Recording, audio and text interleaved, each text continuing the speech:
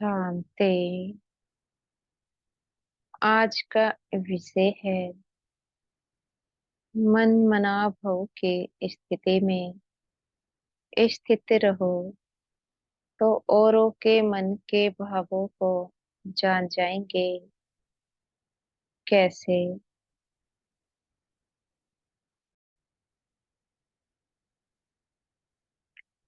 मीठे बाबा कहते हैं, जब आप मेरी याद में रहेंगे तब आप किसी के भी मन के भावों को जान सकते हो।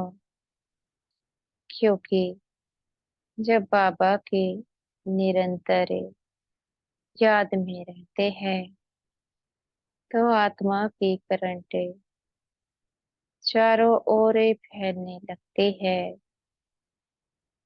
वे आत्मा की तरंगे जब चारों ओर फैलती है तो होता क्या है, आत्माएं उन तरंगों को रिसीव कर लेती है और पांच तत्व भी उन तरंगों को रिसीव कर लेते हैं।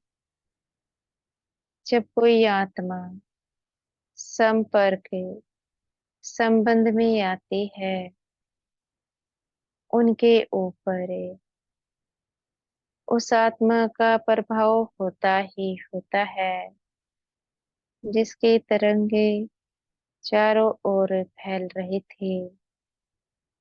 आखिर प्रभाव का कारण क्या है?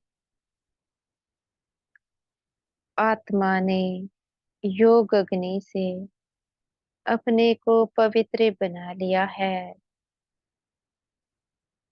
आत्मा अपने तीसरे नेत्र की शक्ति, जिसको ज्ञान की शक्ति कहा जाता है, उसकी मदद से दूसरे आत्माओं के मन के भावों को जान लेती है। जब हम आत्मा देखने का बहुत गहरा अभ्यास करते हैं तो वह शक्ति हमें प्राप्त हो जाती है, जिससे हम दूसरे आत्माओं के मन के भावों को भी जान लेते हैं। जैसे कि उदाहरण के लिए शिव बाबा सबसे शक्तिशाली है और वह हर एक आत्मा के मन के भावों को जान लेते हैं। इसी प्रकार हम ब्राह्मण आत्माएं भी नंबरवार शक्तिशाली है।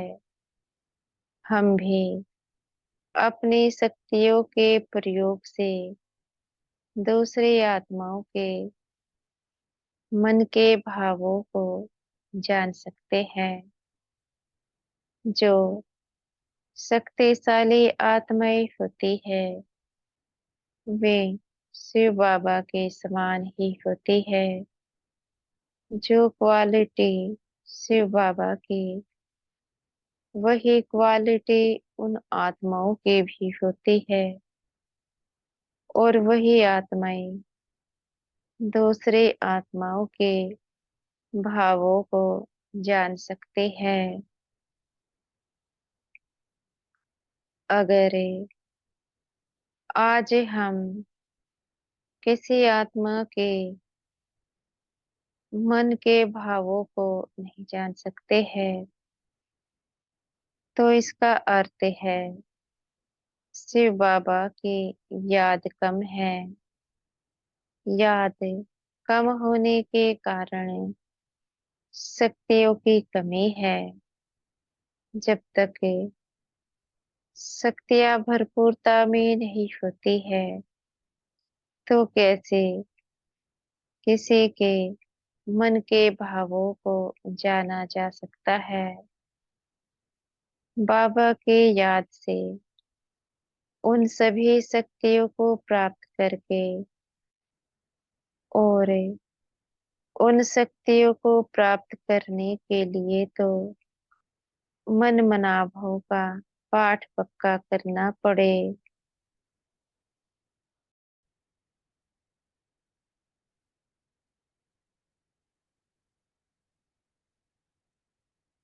याद के बल से ही शक्तियों की प्राप्ति होती है। यह अपने से पूछना है, हम कितने शक्तिशाली बने हैं। क्या हम कभी कभी किसी के मन के भावों को जान पाते हैं?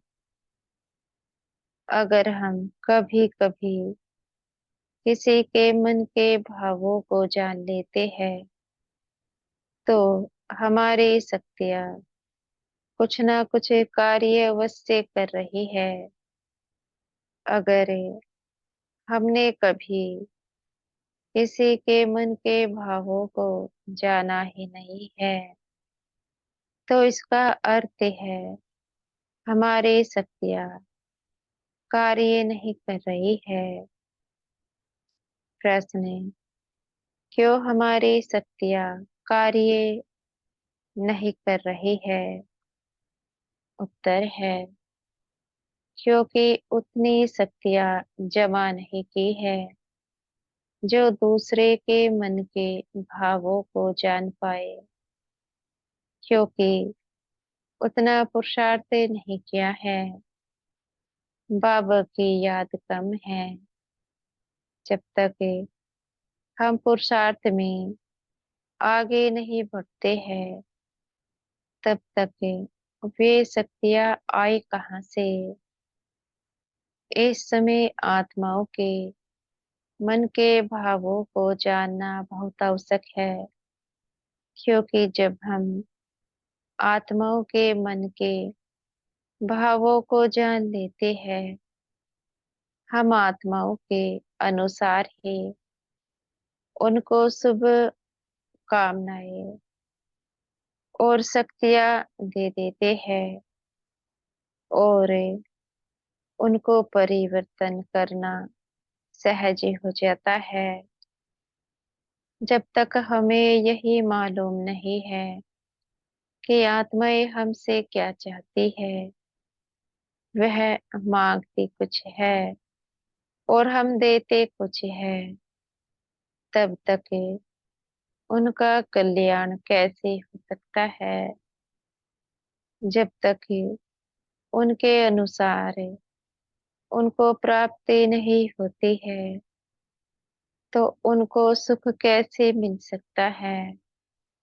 अगर दूसरों को सुख देना चाहते हैं और इस सारे विश्व का कल्याण करना चाहते हैं, तो केवल बाबा की याद ही है।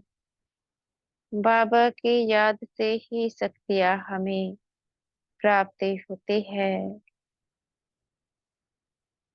उन शक्तियों से ही हम दूसरी आत्माओं के मन के भावों को जान लेते हैं, और हम उनके अनुसार उनको कुछ न कुछ प्राप्ति करा देते हैं।